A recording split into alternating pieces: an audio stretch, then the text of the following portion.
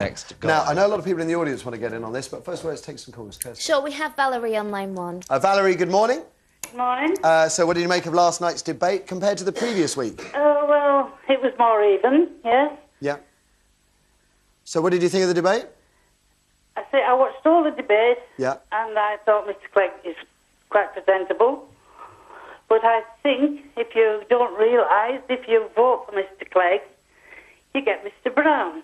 Well, how do you work that one out, Valerie? Are you psychic in your spare time, or are you just believing what you read in a biased press? No, Mr. Clegg has no chance of winning the election. Again, how do you know that, Valerie? Do you use some kind of form of... are you psychic? I mean, how can you possibly predict what the election will present when, since last week, all the opinion polls have been thrown upside down? It's nonsense to even claim to know what the outcome is going to be, other than, I think the hot tip that most people would agree with is we're heading towards some kind of hung parliament. Yes. Who leads that hung parliament? I wouldn't want to put any money on it at all. We're going to get a hung parliament, yes.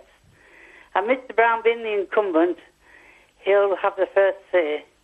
Well, So no, it depends. It depends who comes out top in the poll, Valerie. Sorry? It depends who wins the poll, who wins the most seats. The election, May the 6th. It doesn't go to Gordon Brown because he's currently the Prime Minister. Mr. Brown will win the most seats. Thanks for the call, Valerie. Let's go to our audience, Eric. OK, Eileen, so you saw some of the debate. What do you think? I think Nick Clegg came across extremely well. The problem... It's not a problem. The observation is he's very good on telly, isn't he? Very good. He's better than the others. He looks like he's very interested in what the people are saying. Statistics are a problem because you can't argue. You can't argue the case against statistics. But he listens to the people who are speaking. But do you think there's a risk that the British public are buying into him because he's charming and good on TV? Definitely, and yes. Does that then overshadow whether or not he's actually going to be any good as a Prime Minister? He's keen to represent rather than rule, which is nice. But didn't we buy into Blair for exactly the same reason? Yeah, and look how many great things he did. Look how glamorous Britain is now compared to the way it was. It was such a backwater. And now it's all shiny and new. You got a new set. Her hair looks good, right? Thank Tony Blair for that. OK. Can we have another one from the audience before we take the call? OK, Bridget, you saw the highlights. What's your opinion? Well, I leave it to the public, really, because,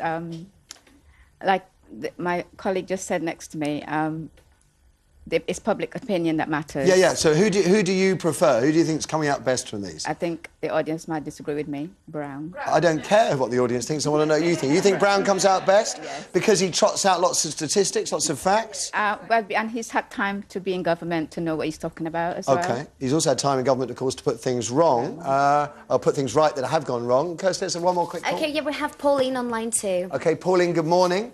Good morning. What was your take on it? My take, I've watched both debates. Yeah. This week I was disappointed with Clegg because I found he was butting over the others too much and interrupting, and I think he's got a bit too overconfident. OK.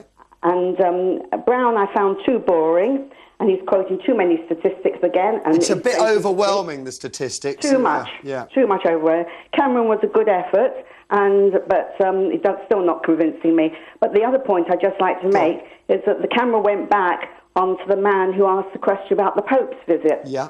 And in front of him, when Brown was talking about it, there was a man yawning. Yawning, I know. Did anybody see that? I thought that was really quite amusing, because that is really what Brown does to me. Yeah, but there's some speculation. I think in the Times, Caitlin Moran or someone has actually speculated, was that shot put in deliberately? I mean, you never know. I mean, who knows? I'd like to think it wasn't. Thank you very much. We've got one more thing, Pauline, just before you go, if you're still there. Are these debates... Are they having any effect on how you think you're going to vote? Not at the moment, no. I'm undecided. I'm interested in politics. I'm disappointed with the whole shooting bang at the moment, and I just want somebody to come out and be honest and truthful, and somebody who I can have some faith in, that would be a good leader, somebody who's going to give us strong leadership in the world as well as in this country. And I think that's what we need, is a strong leader. I totally, wholeheartedly agree. Thank you. Whatever happened to Glenda Jackson? She's still there. She's working. Well, why doesn't she talk up? She's awfully quiet for an actress. She's usually got a lot to say. Right? We can use a girl out there in Westminster. Well, that's it, isn't it? I mean, it is a bit sad, isn't it? It's three blokes. I know. And, Where's again, the girl? Now, let's move on. After the break, a very short part. So what did you dump along with your lover? Now, letters and photographs, old CDs, I guess. As I mentioned earlier, we've heard of someone who threw out the waste bin they used to share with their partner. Is that taking things too far? What about the bed?